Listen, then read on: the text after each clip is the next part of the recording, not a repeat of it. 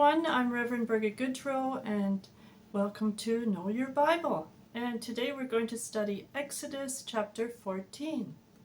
As we studied last time, we've seen that God was leading the people of Israel through the desert and towards the Red Sea. God was leading his people with a cloud pillar through the day and a pillar of fire through the night. Exodus chapter 14, verse 1 and 2.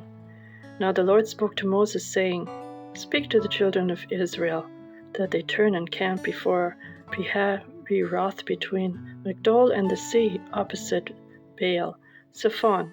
You shall camp before it by the sea. They were not traveling in a straight direction to the Red Sea. They were going a little bit here and a little bit there to confuse Pharaoh. Actually, that was God's plan, to make him think that the Israelites had no clue where they're going. Verse 3 and 4. For Pharaoh will say of the children of Israel, They are bewildered by the land, and the wilderness has closed them in. Then I will harden Pharaoh's heart, so that he will pursue them, and I will gain honor over Pharaoh and over all his army, that the Egyptians may know that I am the Lord. And they did so. God told them to camp by the Red Sea, and God was just positioning them for a reason. So here, God is just prophesying that Pharaoh's heart is going to be hardened, that he's going to be angry, and that he's going to go after the Israelites. Pharaoh also regretted the fact that he let the Israelites go or told them to get out because the workers are gone. Now he didn't have the slaves to do his work. And so he figured, we got to change that now. Verse 5 to 9. Now it was told the king of Egypt that the people had fled, and the heart of Pharaoh and his servants was turned against the people. And they said, Why have we done this, that we have let Israel go from serving us? So he made ready his chariot and took his people with him. Also he took 600 choice chariots and all the chariots of Egypt with captains over every one of them. And the Lord hardened the heart of Pharaoh, king of Egypt, and he pursued the children of Israel, and the children of Israel went out with boldness. So the Egyptians pursued them, all the horses and chariots of Pharaoh, his horsemen and his army, and overtook them, camping by the sea beside Pi-hahiroth, before Baal Zephon. Pharaoh was grieving the death of his son, and after a while, he called his servants and said, Hey, do you know where they are right now?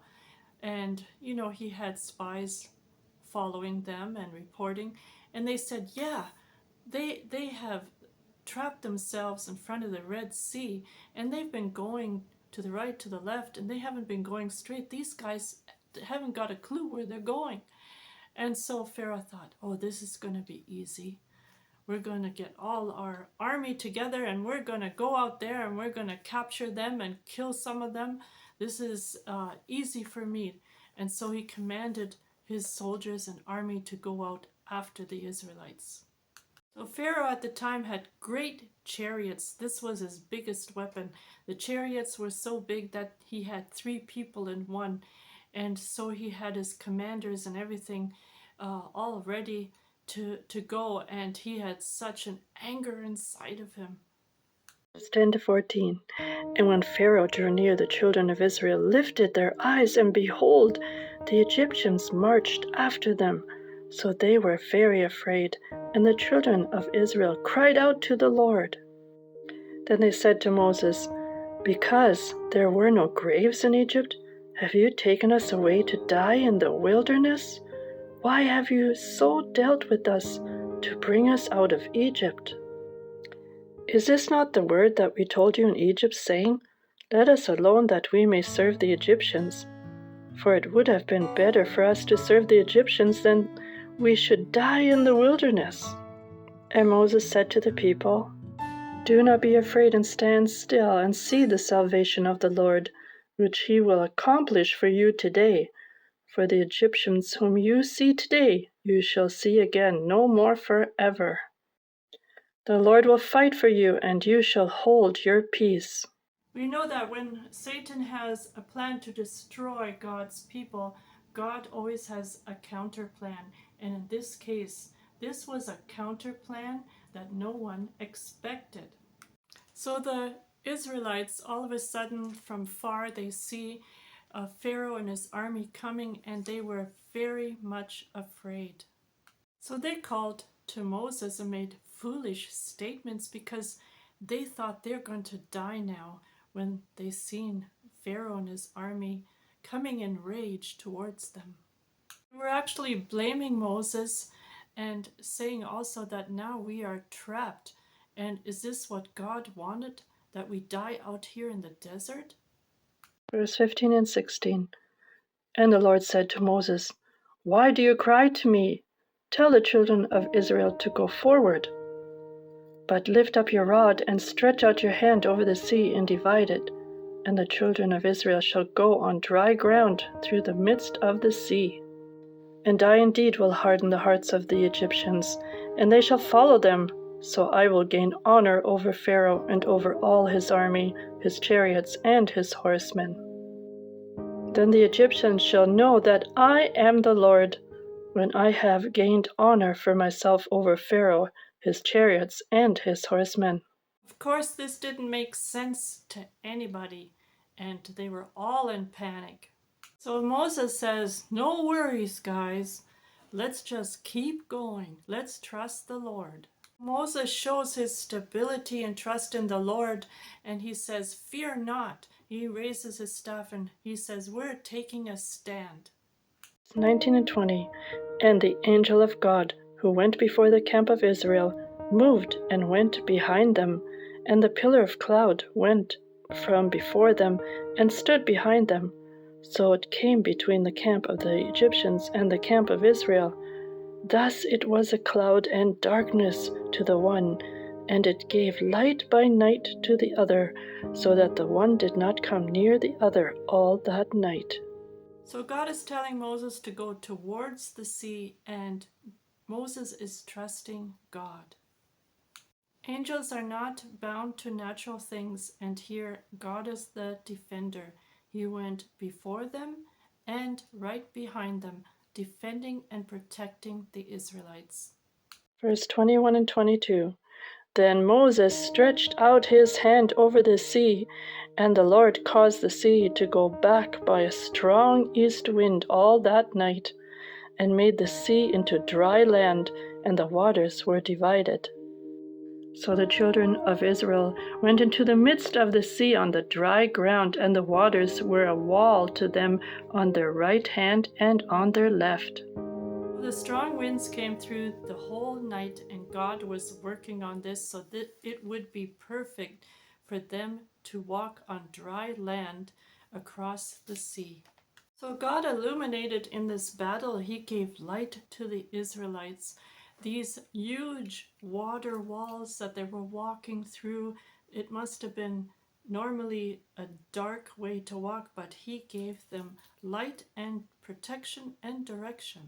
So in a good way, the Israelites were all in shock and fear, but they followed Moses. After seeing the Red Sea split, they knew that God was with them, and so they did what they were supposed to. They kept together, they kept close together, and went as fast as they could across the sea because they knew that Pharaoh's army was behind them. Verse 23 to 25. And the Egyptians pursued and went after them into the midst of the sea, all Pharaoh's horses, his chariots, and his horsemen. Now it came to pass in the morning watch that the Lord looked down upon the army of the Egyptians through the pillar of fire and cloud, and he troubled the army of the Egyptians. And he took off their chariot wheels, so that they drove them with difficulty. And the Egyptians said, Let us flee from the face of Israel, for the Lord fights for them against the Egyptians. Here comes Pharaoh with his mighty chariots, and God says, Oh, no, you don't. You're not going to get them. You're not going to capture them because you are all going to be defeated. And now they're having big time trouble with their modern chariots. Their wheels are not working like they're supposed to, and now the horses have to sort of drag them along. and it's slowing them down, and they're not getting there fast enough, and they're in such great rage. Had one thing on their mind, and that was just to follow them no matter where they had to go. 26 to 29. Then the Lord said to Moses, "Stretch out your hand over the sea, that the waters may come back upon the Egyptians on their chariots and on their horsemen." And Moses stretched out his hand over the sea, and when the morning appeared, the sea returned to its full depth, while the Egyptians were fleeing into it. So the Lord overthrew the Egyptians in the midst of the sea. Then the waters returned and covered the chariots, the horsemen, and all the army of Pharaoh that came into the sea after them. Not so much as one of them remained. But the children of Israel had walked on dry land in the midst of the sea, and the waters were a wall to them on their right hand and on their left. So Pharaoh's army and Pharaoh seen this miracle where the sea split. But you know what? They went after him. Their goal was to capture them, to get them back. They just didn't look at God or his miracle at all. So here the Israelites have just crossed over, and when all of them made it to the other side, and Moses, he lifted up the staff, and the waters fell back the way they were, and all the army that was like halfway through or almost there, they were all buried in the sea. 30 and 31. So the Lord saved Israel that day out of the hand of the Egyptians. And Israel saw the Egyptians dead on the seashore.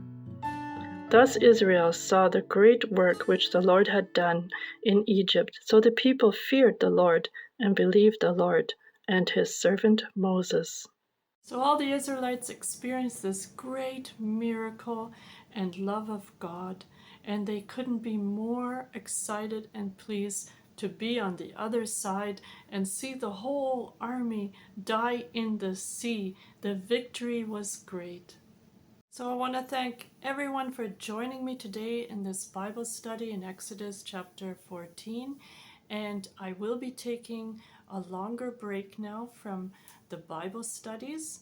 I also have another channel that I started. It's Sunrise Ministries. I'll leave a little link below the description, and I will be coming back soon. Please have patience with me, and God bless you all until the next time. Just before I go, I just want to mention that I have started the Bible studies in Genesis chapter 1, and you are all welcome to look at any of the Bible studies that I've done in the past.